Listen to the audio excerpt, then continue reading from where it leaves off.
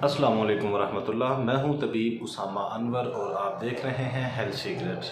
आज मैं नौमौलूद बच्चों की उस बीमारी के बारे में बात करूंगा जिसके बारे में आम तौर पे या ख़ास तौर पे बच्चों की माएँ बिलखुसूस बहुत ज़्यादा परेशान होती हैं।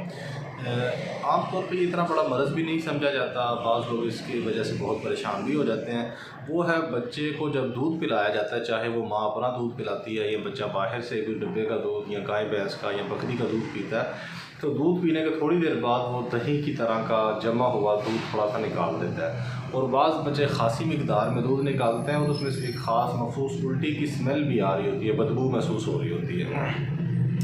तो सबसे पहले तो मैं इसकी वजूहात पे बात करूंगा कि वो माएँ जो बच्चों को फ़ीड करवाती हैं उनकी ग़िज़ा में आम तौर पे ज़्यादातर ठंडी चीज़ें बकसरत इस्तेमाल होती हैं। वो गर्म चीज़ें इसलिए नहीं खाती कि कहीं हमारे बच्चे को नुकसान ना हो जाए। दूसरी बात ये कि उनका माहौल आसपास का सर्द होता है, एनवायरनमेंट सर्द होता है और बच्चे की माँ का अपना मैदा बिल्कुल ठीक नहीं होता, उसमें थोड़ा सा तेज़ाबियत उसमें कम हो चुकी होती है, खाना उसका देर से हज़म होता है और बाज़ औक़ात ऐसा भी हो सकता है कि बच्चे की माँ को खट्टे डकार आते हैं। अगर ऐसा भी कोई मसला ना हो तो बच्चा सिर्फ माँ का ही दूध पीता हो तो बच्चे की माँ को चाहिए कि वो जो अपना दूध पीती है उसमें थोड़ी सी दालचीनी का एक टुकड़ा डाल लें,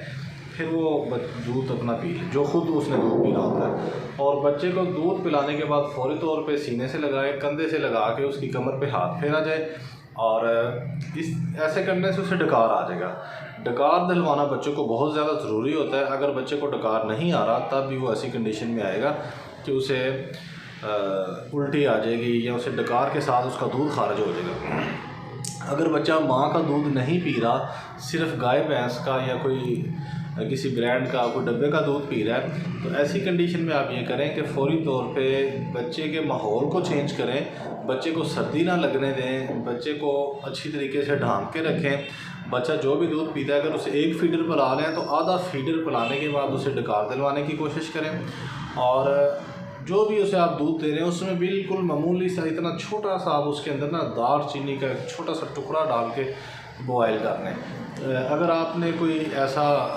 ड्राई मिल्क है उसे पानी में मिक्स करके देना है तो उस पानी में आप हल्का सा दालचीनी का टुकड़ा डाल के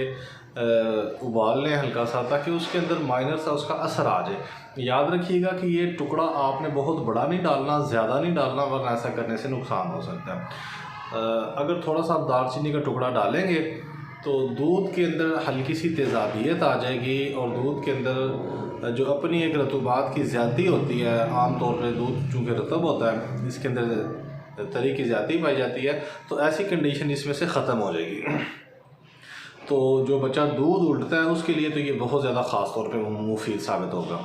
ऐसा करने से इंशाल्लाह मुझे उम्मीद है आप भी देखेंगे कि जो बच्चे बहुत ज़्यादा दूध निकालते हैं, उल्टी करते हैं, जिन्हें बदहज़मी होती है या जिन्हें जो बहुत ज़्यादा गैस खारिज करते हैं या जिन्हें थोड़ी थोड़ी देर के बाद पखाना आना शुरू हो जाता है, जैसे दूध पिया उल्टी कर दी है पखाना आ गया, ये सारी कंडीशन इंशाल्लाह चेंज हो जाएंगी, बदल जाएंगी। इसके बावजूद अगर कोई प्रॉब्लम हो बच्चे को या वक्ती तौर पे बच्चा दूध उल्टा हो, ये तो मैंने उसके लिए बताया जो कि बच्चे आम तौर पे ऐसा करते हैं, ये 6 महीने से छोटे बच्चे होते हैं। अगर इसके अलावा बच्चों को मसला हो, बदहज़मी हो रही हो, उल्टी कर रहा हो, वक्ती तौर पे ऐसा मसला हो मैदे का, तो उसके लिए आपने 1 कप के अंदर छोटी आधी से आधी चम्मच यानी 1 चम्मच का चौथाई हिस्सा आपने सौंफ और दो सब्ज़ इलायचियाँ डाल देनी है, चौथाई चम्मच छोटी आपने सौंफ की डाल देनी है और इतनी ही आपने अजवाइन की डाल देनी है। इसे हल्का सा बॉयल करना है, बहुत ज़्यादा बॉयल भी नहीं करना। और इसके अंदर 3 चम्मच आपने शहद मिक्स कर लेना निकाल के, ये आप बच्चे को चम्मच के साथ, छोटी चम्मच के साथ पिलाएं। तो ऐसा करने से इंशाल्लाह बच्चे की जो बदहज़मी है वो दूर हो जाएगी। उम्मीद करता हूँ आपको हमारी वीडियो बड़ी पसंद आई होगी। अगर आपको अच्छी लगे तो आप मज़ीद लोगों को जो बच्चे ऐसा करते हैं, जो बच्चों के वालिदैन हैं, उन्हें आप ये बताएँ ताकि उनको भी इसका फ़ायदा हासिल हो। إذا مرضت فهو يشفين